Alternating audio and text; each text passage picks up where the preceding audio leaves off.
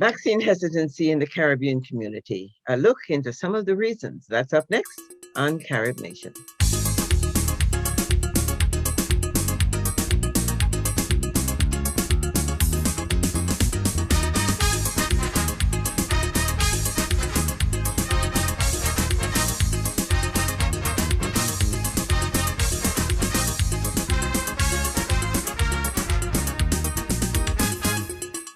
Hello, I'm Doris Dean. Welcome to Carib Nation. In January 2022, the United Nations International Children's Emergency Fund, the UNICEF, conducted a study across 6 Caribbean countries where less than 50% of the population is vaccinated. Today, we're going to talk about vaccine hesitancy. Joining me are Candace Ward, a Trinidadian who was hesitant initially, Henrik Palmer, a Jamaican who had no hesitancy, and to help us understand some of the reasoning is Barbadian Professor Myrna Lashley, a PhD, Associate Professor of Psychology in the Department of Psychiatry at McGill University in Montreal, Canada. Thank you all for joining me, and welcome to Carib Nation. Thank you for having us. We're going to talk a little bit about, the report says that there's still so many people in the Caribbean not vaccinated. They gave as a profile, a lot of the people are younger people who are not in the formal workforce, and some people who have not got more than a secondary education. And so I know that most of that doesn't apply to you, but I wanted your caliber of person to talk to the community, to share with the community some of the reasons for your hesitancy or for your non-hesitancy, you're deciding to join. And so let me start with you, Rick, because you were one who did not have any hesitancy. And tell me, why did you think it was important, and what was the benefit you thought for having the vaccine? The lack of hesitancy, I wouldn't say that my hesitancy level was at zero, that there was none at all, but I sought out information from people that I really trusted, some people that were in the medical field, various levels and stages and professions within the medical field. And they really put me at ease. I saw once that if they were willing to take the vaccine and for whatever reason, and one of their common threads was that it's not just about yourself personally, but around those for you. And it's a sacrifice that you're making for others around you. So, I was an athlete, and, part of being an athlete and being on teams is that you do things not just for yourself, but for the good of others. So that really made it easy for me to buy in and really move forward with it maybe a little bit earlier than some. Yeah, that team spirit is very important. We learn that very young. Being on teams, it's very helpful for many things in life. Yep. Candace, you had some hesitancy at the beginning and then you changed. Give us an idea of why you had the hesitancy in the first place. Yes, thanks again for having me as well, Ms. Dean. I would say that it was really a couple of things. One is the inconsistent information that was being shared with the public. And the second thing I would say is understanding that the virus is a novel virus in the sense that we haven't seen this before. We're not exactly sure how it's going to impact people, not just in the short term, but in the long term. And sort of the urgency to be vaccinated, definitely understand it, but was also very skeptical, recognizing that this is something that is really new. And as somebody who lost 2 people to COVID, it was a situation where I just wanted to make sure that for me and my family, we had as much info as we could to make a thoroughly informed decision and not just one that was sort of out of fear. Yeah. I see. So that although you lost 2 people from COVID, you still felt that it was, so you were really more concerned about making sure that you knew everything about COVID without just taking the vaccine because they had died. Is that the thinking? Well, recognizing that, I think for me, it was that we just don't know enough about it, right? At the time, looking back to the months of, last February, and, the push for it. And it was hard to put a lot of trust in those that have the power and the power of the message around the vaccine and any potential side effects. I mean, in all honesty, and I'm still hoping this is not the case, 5, 10 years from now, those commercials that pop up, if you or someone took the such and such vaccine, and are experiencing blah, blah, blah, blah, blah, you may be eligible, for compensation.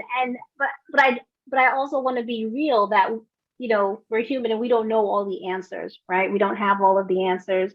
We're doing the best we can in the moment, but it's very difficult when you can't trust sometimes the messenger, right? And knowing that what we would get in the media would be one thing one day, something different the other, conflicting messages around how to protect yourself.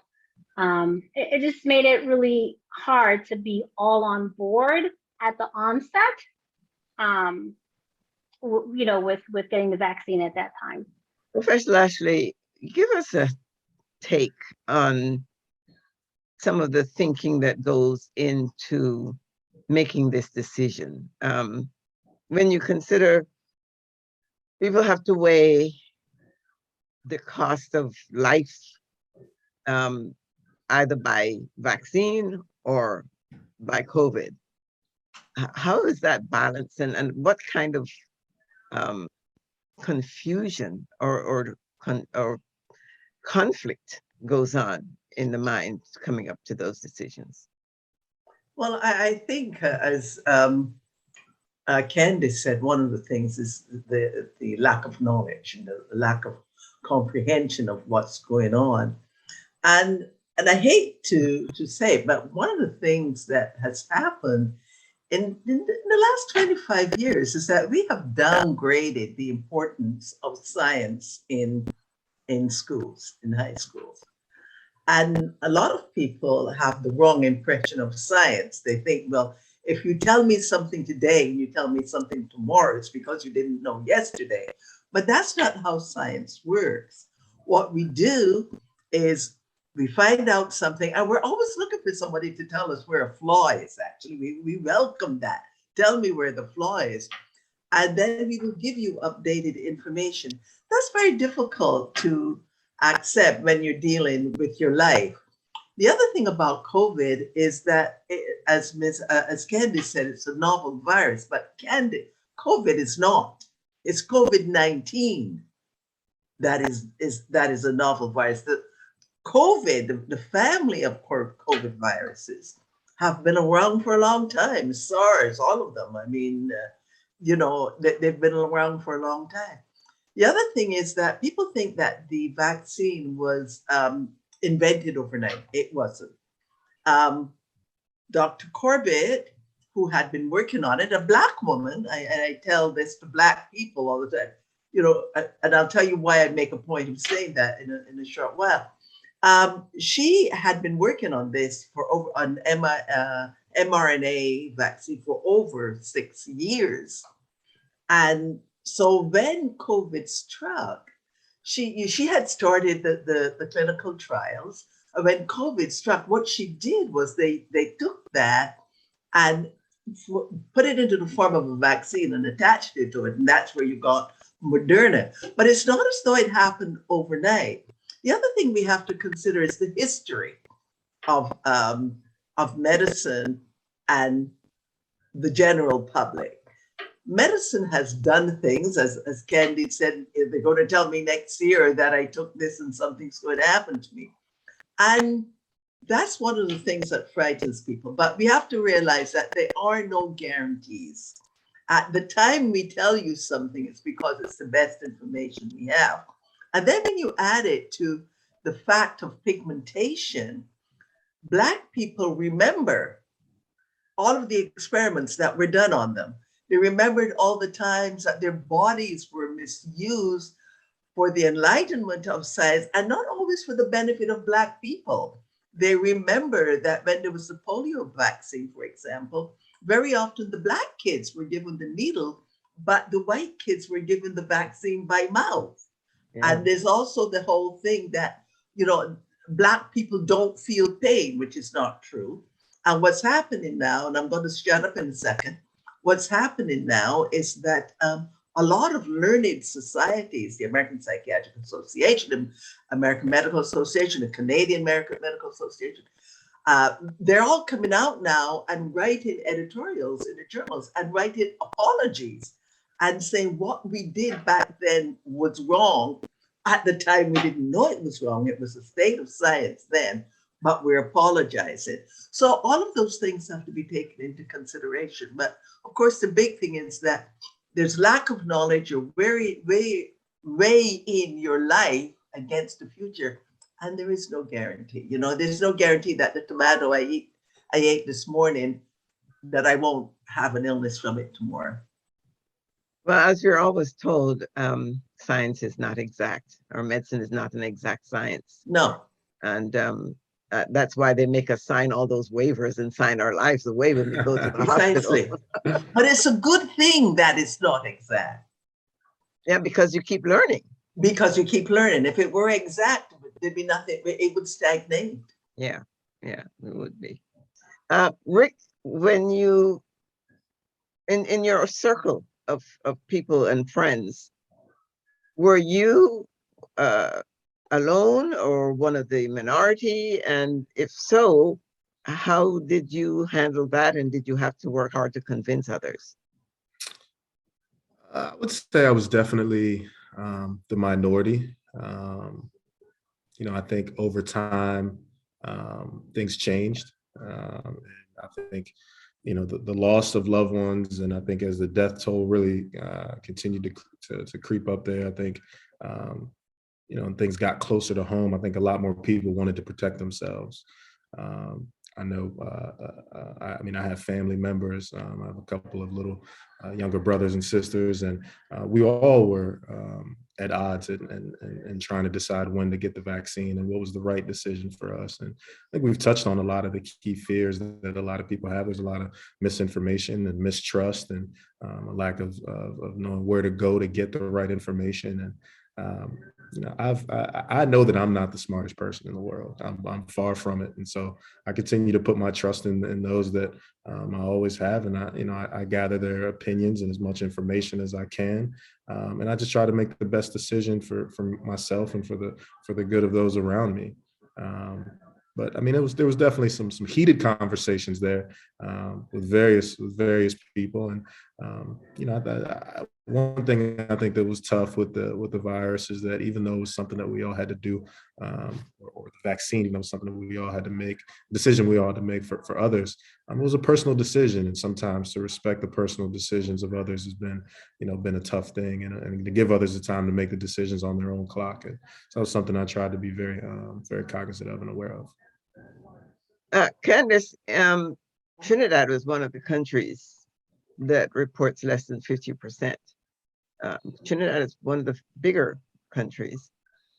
Do you have any idea, first of all, do you have any contacts with anyone back in Trinidad? And do you have any idea whether they are open to listening to those who are more or less hesitant, or those who have learned as you have and have changed? And let's go back and talk about what caused you to change. So I can say that with the handful of family members that I am able to still connect to, there is still very much hesitancy around taking the vaccine at this time. Even for relatives where it's a requirement in order to travel, are choosing just not to travel because they are just not ready to take it.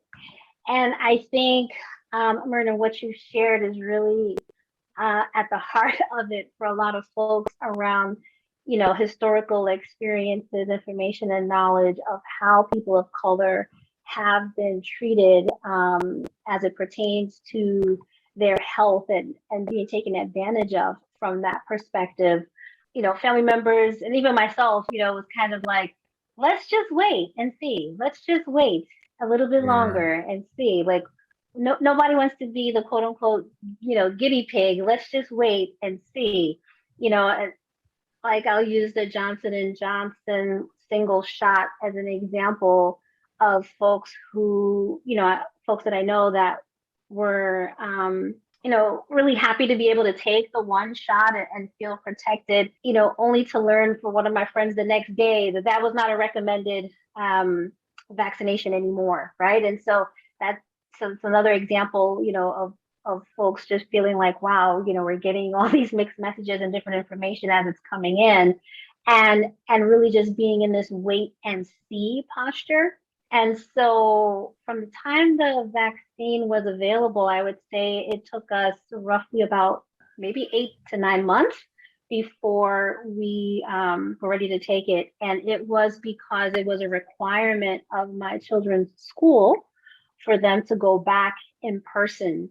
And, my husband and I were both of the mind that we would never give our children anything we wouldn't take ourselves. So that meant that we had to sort of bite the bullet, if you will, with, hoping that we could have waited a little longer, but, still feeling like this was a good decision to make on their behalf so that they would be able to go back to in-person instruction at school. And so that's what really was a catalyst for us, moving forward with taking the vaccine at that time. As you said, there's some people who have taken the vaccine only because it was required to travel or to go to school or to work or whatever. Mhm. But Professor Lashley, how does one balance? And I often struggle with what goes through people's minds when they are faced with death as a result of COVID, and which is certain because they've seen it, but not so certain about death or adverse effects as a result of the vaccine. Historically, as you say, because science is not exact, there will always be somebody who will suffer from a vaccine, either because of an allergic reaction or something internal. We do not know how our bodies are reacting on the inside until something blows up. So how does one compartmentalize that? Well, I think it's a cost-benefit analysis that one does. For me, there was no issue. Probably because of what I do, I'm a researcher. I work around things all the time. I'm not a virologist. I don't create vaccines, but I am a researcher. I do have a lab. I'm in there. So for me, there was no issue. But I understand that for others it could be. But I always say, here in Montreal, here in Quebec, the kids can't go to school unless they have their vaccines, and I took my daughter in when she was little. She got all her vaccines, just like I took her to the pool at 3 months and taught her how to swim. It is something that you did, and you toss the dice. You never know if you're going to have a bad reaction. You hope that if you do, that medical science is at a point where they can help you and that someone will get you there fast enough. The other thing is I looked at my daughter, she's a grown woman, but I am in no hurry to leave her yet. I want to see other things. I want to see what my sister's children are going to do. I want to see what else I can accomplish with my life and what she's going to be doing. I'm not ready to hand that in yet. So I saw it as looking after myself and looking after her. I know that the argument of do it for someone else has not worked with a lot of people. So I don't tell people that anymore. I tell them, let's talk about you.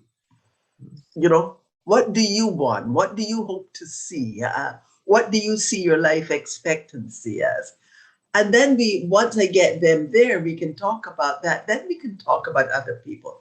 I look at the fact that cancer is on the rise. I mean, you know, different types of cancers are being discovered every day.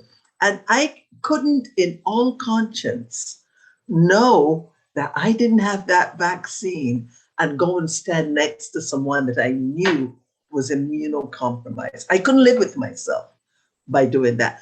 Conversely, I wouldn't want anyone to do it to me. So I think those are the cost benefit analyses that we go through. I like being able to go where I want to go. I mean, I'm not on a plane, but not because I'm not vaccinated. I've had all three, but because I don't trust the person sitting next to me. Yeah, I agree. Yeah, I agree. I have the same thinking. Yes. So, you know, so that's the cost benefit analysis I think we all have to do. But at some point, we have to go beyond whom we know, and think about the healthcare providers. They're in that hospital every day. They drop in like flies. They don't have any more energy. Some have committed suicide, all in an attempt to keep us all alive. That's got to be worth something. Honoring their commitment and yes. And the least we can do is honor them. Precisely. And some of them may be your relatives. Maybe it's your auntie or your uncle or your cousin who's the orderly or the doctor or the nurse or what have you, the respiratory therapist, the psychologist, the oncologist. They're there fighting for you. We have a moral obligation to fight for them, as far as I'm concerned. Yeah, Rick, in Jamaica, which is a much larger population, they seem to have done a little better. What is your take on what the feeling is in Jamaica and what impact do you think you can have on young people there? Because that's what this is about, basically. Mm-hmm. Well, you know, I had the opportunity to go back to Jamaica a few times, actually twice, since the pandemic. One time because I'd been, you know, boxed up enough and I wanted to travel. And then unfortunately my grandmother passed while I was down there. So we had to go back a month later. And obviously that was a time where a lot of people had to make a decision as far as the vaccine, because, you know, again, they had to travel and there was a need there. But when I got there, I mean, you could definitely tell, very similar to here, that the socioeconomic disparities absolutely play a role in access to healthcare and access to information. And there are a lot of people, you know, younger folks there that I was able to see and talk to, and family members that they don't know who to trust, and they don't know. They didn't know what was next before the vaccine, and so they don't know what's next after the vaccine. And to Dr. Lashley's statement, you know, what do they value? You know, and you have to value your own life and what's important for you. And that's what I talk to kids about there. Is just, you know, yes, you don't want to compromise those around you, but what do you want to do, and how do you want to make it? What do you want to make of your life? And if you can give yourself a little bit more protection to get an extra year to do something in school or do something in your life that may change the course of your life, then you owe it to yourself to do it. And I tell them to look at me as an example. You know, I was born in Clarendon, Jamaica, and you know, I came here when I was 4, and you know, had to take ESOL classes and work my way up. But starts with an opportunity, and you would hate to miss out on an opportunity because you know you didn't take a vaccine and you were sick or harmed yourself. So both of you are too young to know. When I grew up, nobody asked any questions. The government decided we had to have polio vaccines, and that was it. They came to the school and gave us a shot, and that was it. Parents were in agreement. There was this business about parents' rights and parents making decisions, which seems to have spilled over into the Caribbean. And so I want each of you to give me your take on the influence that America's attitude is having on people in the Caribbean. A lot of it has to do with access to and exposure to like social media and all the various opinions that folks have. And it can be, I think it can be a little hard to try and distill that, right? Especially when you're looking at who are the folks that, especially young people, will hold as role models and what are they saying, right? And so, you mentioned at a time, with the government or those that had positions of authority or power said, hey, this is best for you and this is what you should do. We're like, okay. Whereas now, folks have, I'd say, more autonomy to ask a lot more questions and be a lot more skeptical. And there are others out there that they can connect with and connect to in social media that are, think the same way and believe the same way. So I would say that that's definitely something that is a huge influence. It's a very tough question. I know that when I was being raised, we didn't ask the question why too often to our, the elderly or people in power, our superiors. You were kind of taught they had the experience and the wisdom, and you trust them until you were, of age to ask. They do ask those questions. So I think there's just a lot of things in American culture that have definitely spilled over into Jamaica and into the Caribbean for a lot of the reasons that Candace said. I mean, there's more access than ever. I mean, it's a multi-layered thing. I wouldn't know the 100% the correct way to answer, but I think it's just more about choice and people feeling as though they have the freedom of choice. It's probably the number one thing that's spilled over. Yeah, that's one of the things that the UNICEF study found, and that is that the influence from up north seems to have what the key that has registered is this business of choice. Right. The fact that we all have a choice, and this is something that we don't have to do. And I think more people, what was the JFK ask, not what you do for your country, but what your country does for you, but what you can do for your country. There's a lot of people that aren't involved in, they ask what their country is doing for them, but they aren't as involved in the community and other aspects of improving their community. That's definitely something that I encourage the youth to definitely get out and do. Think about that. And Dr. Lashley, what's your take? Oh, I agree with everything that Rick and Candace have said. But one of the things is that the North has exported this concept of individualism and choice. What it has, and this comes back to, I see this with my students. I only teach graduate students and professionally. I don't even teach undergraduate students anymore. And I still see it, is that we teach only one side of the equation. We teach rights. We don't teach responsibility. Yeah. And so, yes, you have the choice, but do you have the choice to put somebody else's life at risk? We teach, and Rick said it, that you said, what can my country do for me? What are you going to give me? Yeah. But we're not asking, what do I give to you?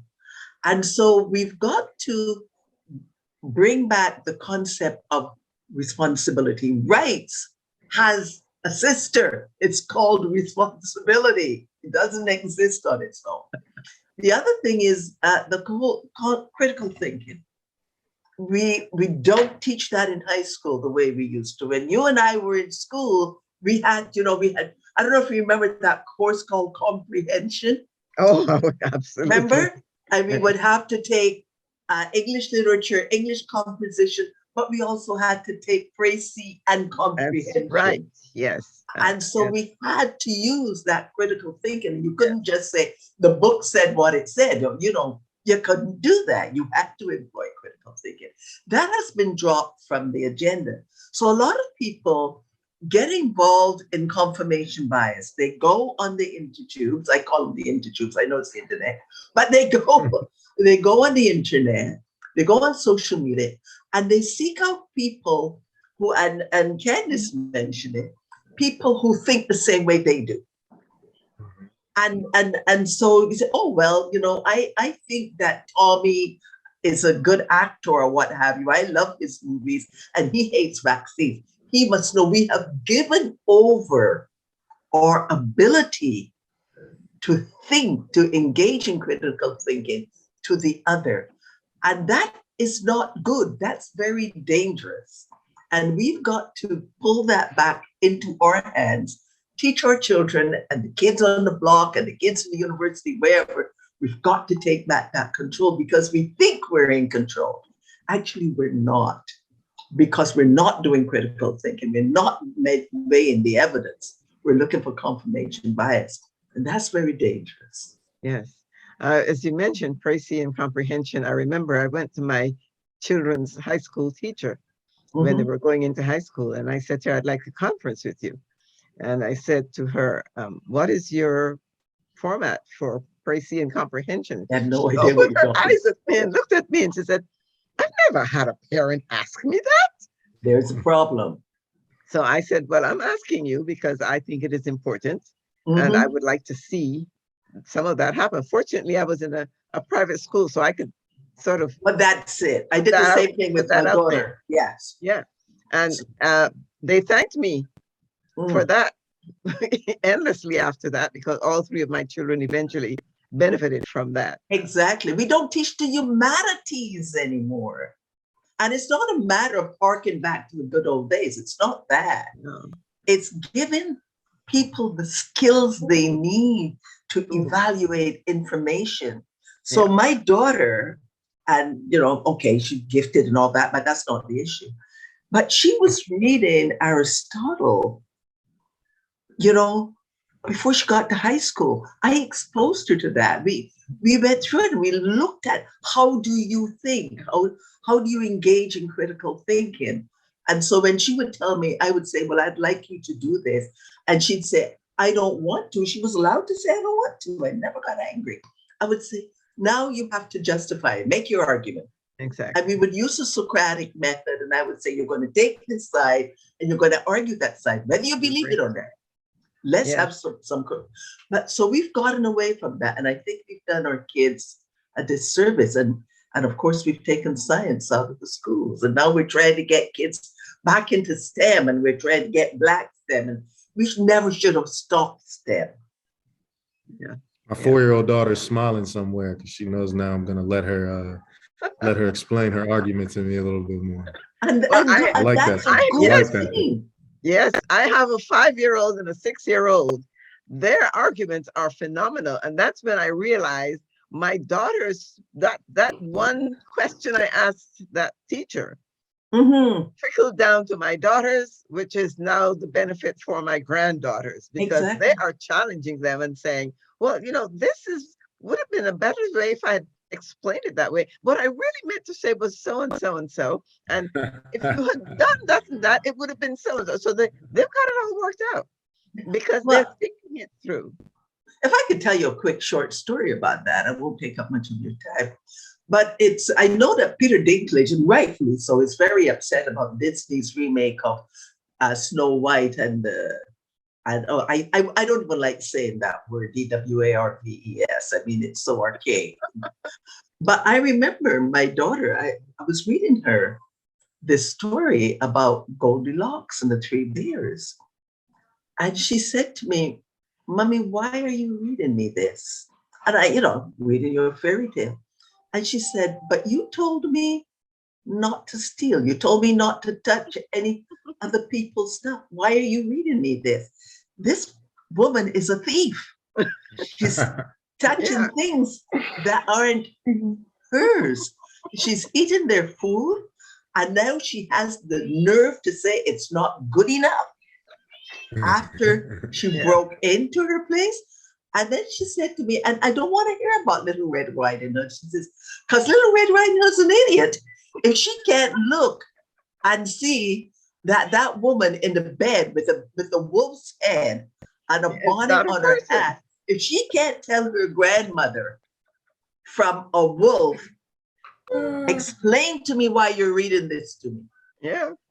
And Yes. she was absolutely correct. Yeah, that next generation is really sharp. They're very. I'm having a wonderful time watching my grandchildren because I am just so thrilled to listen to them. It's We so have to funny teach them sometimes. critical thinking skills, though. If you don't do Yeah. that, you don't get that, what you're getting from your grandparents and what I got from your grandchildren and what I got from So that goes back to the voice and choice, right? And so, as Rick mentioned, similarly growing up, it's the Yes. speak when you're spoken to, and anything you might, if you ask questions, you could be seen as slap. talking back, right? Yes. Yeah, it's like, oh, you're trying to talk Exactly. back.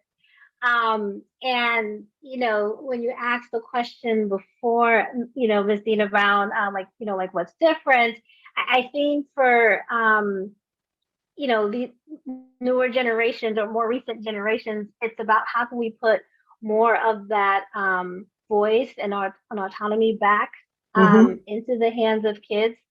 I remember raising my daughter and 7, 8, 9, her sort of, having a voice and being able to say what she liked or didn't like and why.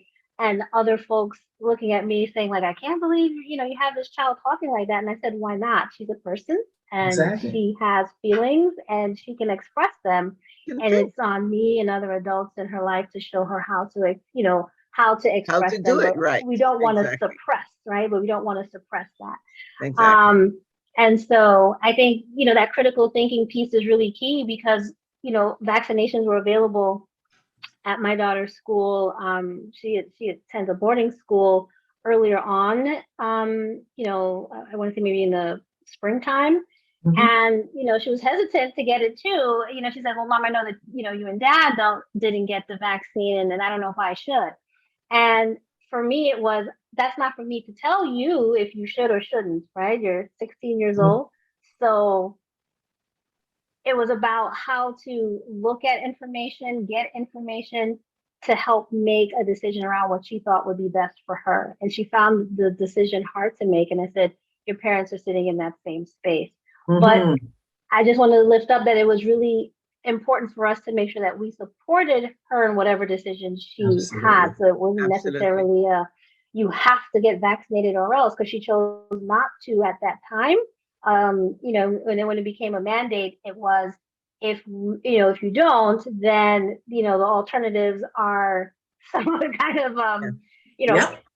school program. But what are you willing to do, and what what's comfortable for you and what makes sense. So I say all that to say that the kids were brought into the decision, right? So it wasn't just Yeah. this is what we say or Mm-hmm. else, but to Mm-hmm. really make sure that this was an example of how to distill information, get information, and then think about how you're making an informed decision. Absolutely. Yeah. And How to weigh the information. yeah, Yeah. Yeah. and it was tough. And I said, and she said it was very tough. And I said, it's tough for us too.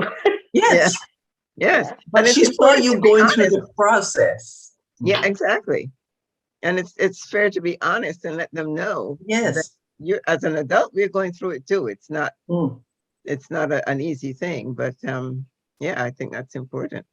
But I Okay, I think you think just raised something very important, which is that there are different levels of knowledge. As I said, for me, it was easy because of what I do mhm, and where I am. of course. But we have to take into consideration that other people aren't at that place. And I have to chastise Rick a bit because you said, you're not very bright. I don't know you, but never let me hear you say that again. You don't do what I do, but I don't do what you do. I don't have the knowledge uh, to do what you do. I couldn't do it. I don't have the training. So it's not that you're not bright, it's that you don't have the knowledge where I am doing what I do, but I have the knowledge doing what you do. So Right. never, ever say that again. I appreciate you. I appreciate that. And don't say that to your children. Yes, For sure. it's a new generation. Well, we've come to the end of our time. I think we've run over, but we have to do some editing here. You have to edit anyway. Yes, but it's been a very interesting conversation. I thank you all. Is there one thing that each of you would like to say to the audience about this hesitancy? If there's one short statement each of you would like to say, and I'll let you go first, Candace. I think it is do your homework, right? And ultimately, whatever decision you make, be okay with it and sit with it, not to have regrets about whatever that decision is, and to give yourself a little bit of grace. We don't have all the answers. Only time will tell us. Right. So you do the best you can with what info you have at the moment. Along those same lines, and I think Dr. Lashley said it earlier, science changes and you don't have the answers, today that you'll have tomorrow or the next day. And so we have to continue to evolve and trust those that are really doing the work and are on the front lines of this. And, again, with what Dr. Lashley said, a lot of it does come down to trust. We have to trust the folks that have the knowledge and have the information, and obviously do what's best for us. And I think Candace said it earlier, we understand that people have, other complications and different things going on in their bodies. I think Ms. Dean, you said it as well, but let's all try to do what's best for each other, be respectful, be kind to one another as we make these decisions, and hope for the best. And Dr. Lashley, you have the last word. I would say that always remember that rights come with responsibility. I think that's a perfect statement to end on. I think we need to be remembered. We need to remember that a lot more. Professor Lashley, Henrik Palmer, and Candace Ward, thank you so much for joining me. It's been a pleasure talking with you. And remember, to our audience, there are many reasons why people decide to be vaccinated or not. Science confirms that it is safer to be vaccinated, and we would encourage you to get vaccinated, not only for yourself, but for the benefit of the wider population. However, whatever side you choose, please educate yourself with proven facts. And in the meantime, please follow all safety protocols. And remember that I thank you for watching us, all of our audience. And remember, our motto here at Caribnation is one people, one culture, one Caribbean, one nation. Until next time, I'm Doris Dean. Thank you.